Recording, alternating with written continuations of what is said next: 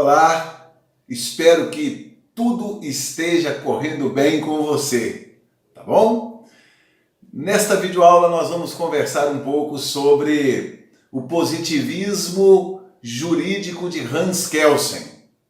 Contudo, antes de adentrar nas considerações específicas sobre o pensamento de Hans Kelsen, nós precisamos fazer um link entre o positivismo de Kelsen e o positivismo filosófico, que nesse caso é uma herança do pensamento de Auguste Comte, o filósofo francês Auguste Comte, que é também chamado muito comumente de pai das ciências sociais, né, por ter dado pontapé para as ciências sociais, embora não tenha sistematizado, deixando essa tarefa para Émile Durkheim.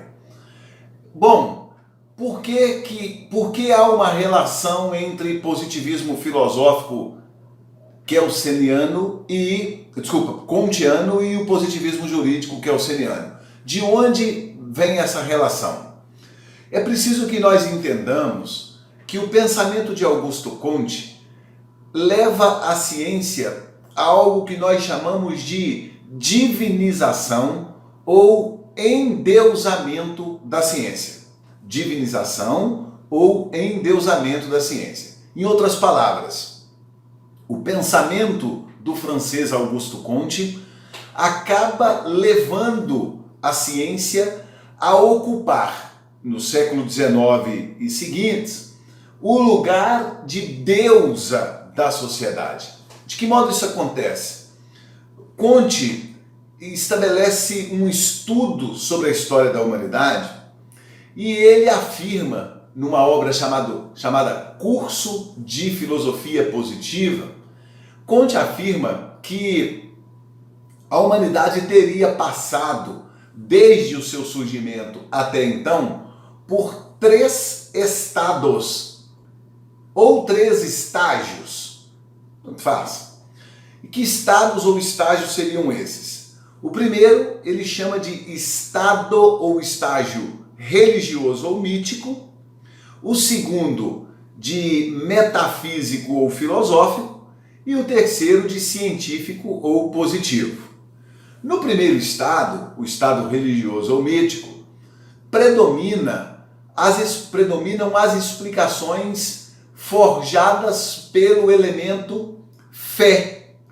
Ou seja, tanto o mito como as explicações religiosas, que na antiguidade estão muito intimamente ligadas aos mitos, explicam as coisas tendo como fundamento das explicações este elemento fé. As pessoas, por terem fé naquela narrativa, a aceitam como válida e como verdadeira e, portanto, organizam o seu existir a partir daquela hermenêutica, daquela interpretação sobre a realidade. Nós estamos falando do período anterior, no caso da cultura ocidental, nós estamos falando do período anterior ao surgimento da filosofia, que a gente chama de mitologias, né, ou de período mítico e assim por diante. Para Auguste Comte, quando a humanidade explicava as coisas com base essencialmente na fé, portanto gerando explicações míticas ou religiosas, para o Auguste Comte, nesse momento a humanidade estava na sua fase infantil, ok? A humanidade estava na sua fase infantil. Mas ele diz assim, bom, todo mundo cresce na vida, né? Todo mundo evolui, e a humanidade também evoluiu, deixou de ser criança e se tornou uma jovenzinha, uma adolescente jovem, vamos assim dizer, aquela que está ali na fase, na passagem da adolescência, da puberdade para a juventude.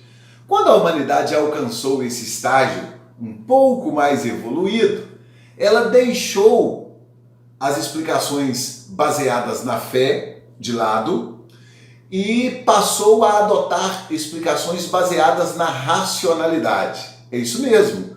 Daí então começam a predominar as explicações de natureza filosófica ou metafísica.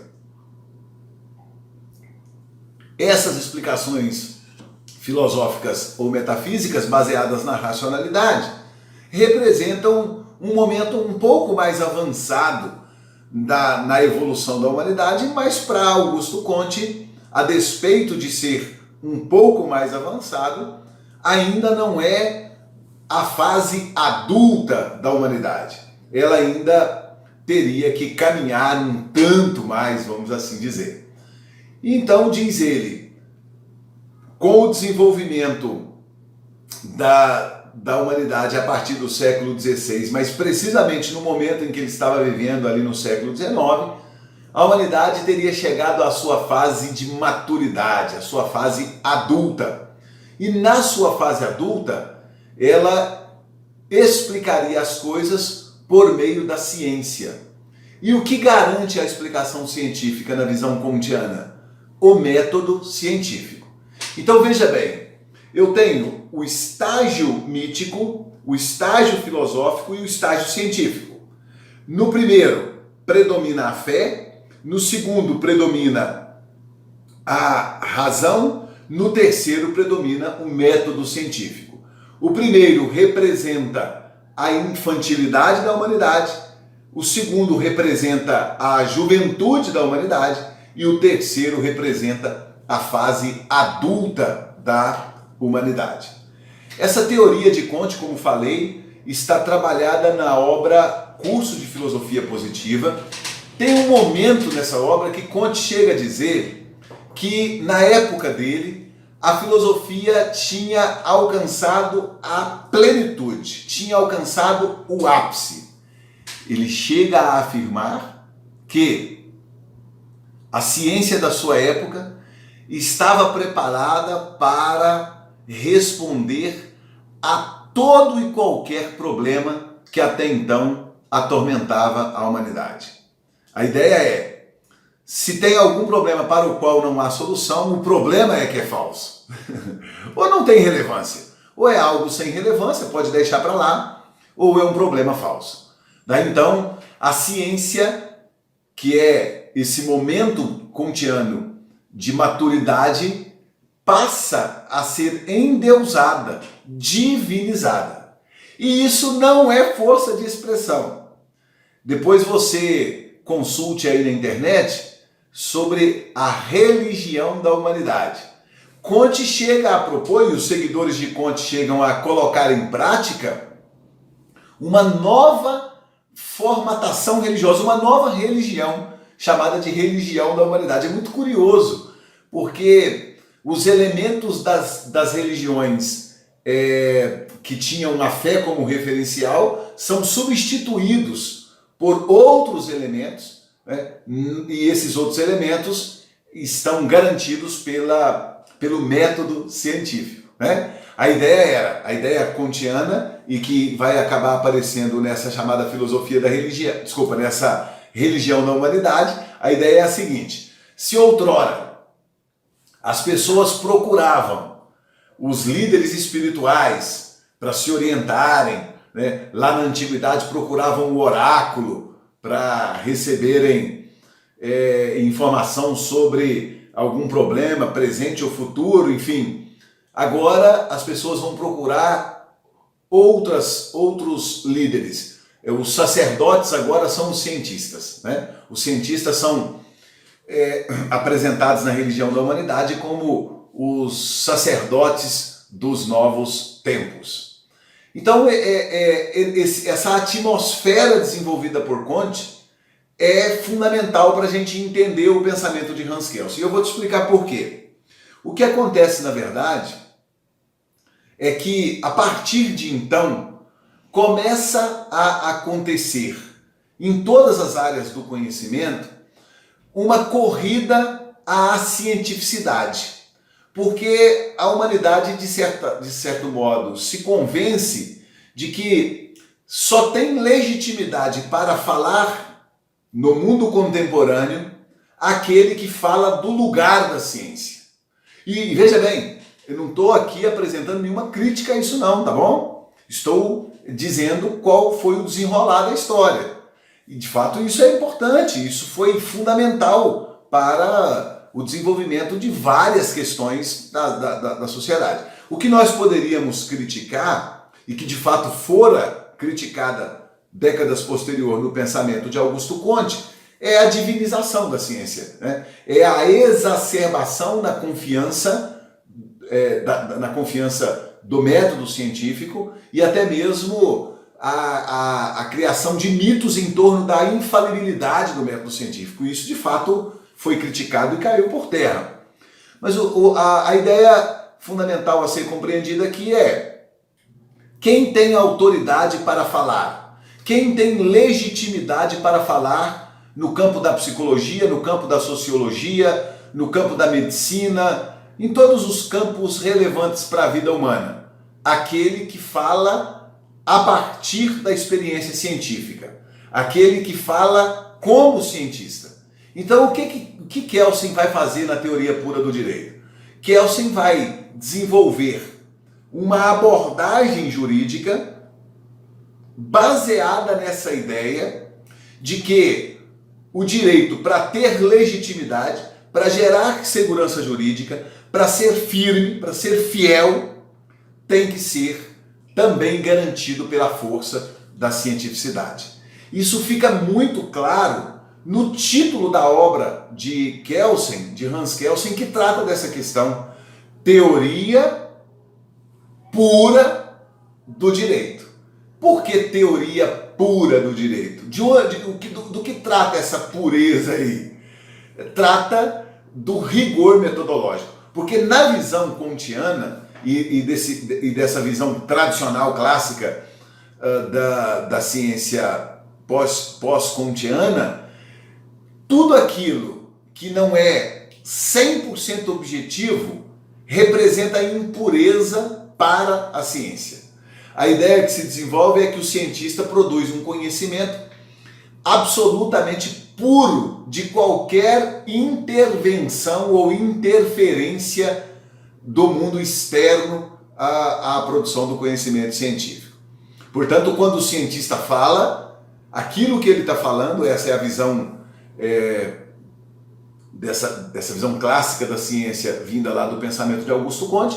Quando o cientista fala, você pode confiar, porque o discurso do cientista é quase que uma transliteração da realidade, é quase que a transformação em linguagem discursiva científica da própria realidade, entende? Então o cientista ele goza desse crédito de fazer um conhecimento não contaminado por nenhuma questão de ordem ideológica, por nenhuma questão de ordem religiosa, valorativa, moral. Ou seja, ele faz um conhecimento puro.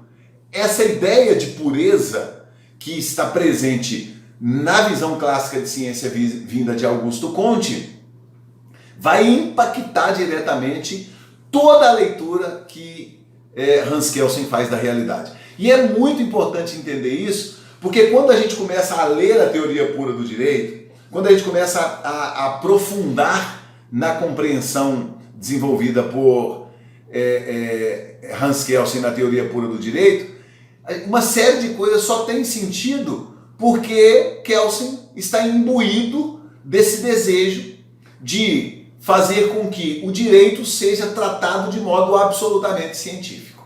Daí a ideia dessa pureza, né?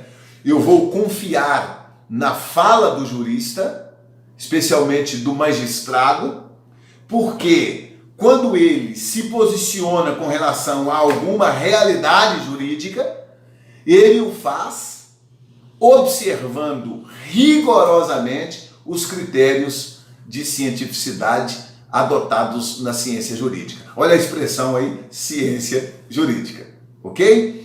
Essa introdução, ela é muito importante para que a gente compreenda, para que a gente entenda os posicionamentos de Hans Kelsen trazidos lá na obra Teoria Pura do Direito, ok? Muita gente fala que Kelsen está completamente ultrapassado, eu quero desde já, no final dessa aula, dizer para você que é preciso tomar muito cuidado com estas narrativas que querem descartar por completo o positivismo jurídico e em especial o positivismo de Kelsen. Nós veremos posteriormente que é preciso fazermos uma leitura bastante crítica do positivismo, mas descartá-lo é temerário, é perigoso, para falar a verdade. Bom, nesse encontro é disso que nós precisávamos tratar, dessa construção da atmosfera do pensamento kelseniano, ok? Foi bom falar com você, espero que as coisas continuem caminhando bem aí na sua casa, na sua vida, e que você alcance tudo aquilo que está buscando na sua história. Tá legal? Um grande abraço, a gente continua junto, fique bem!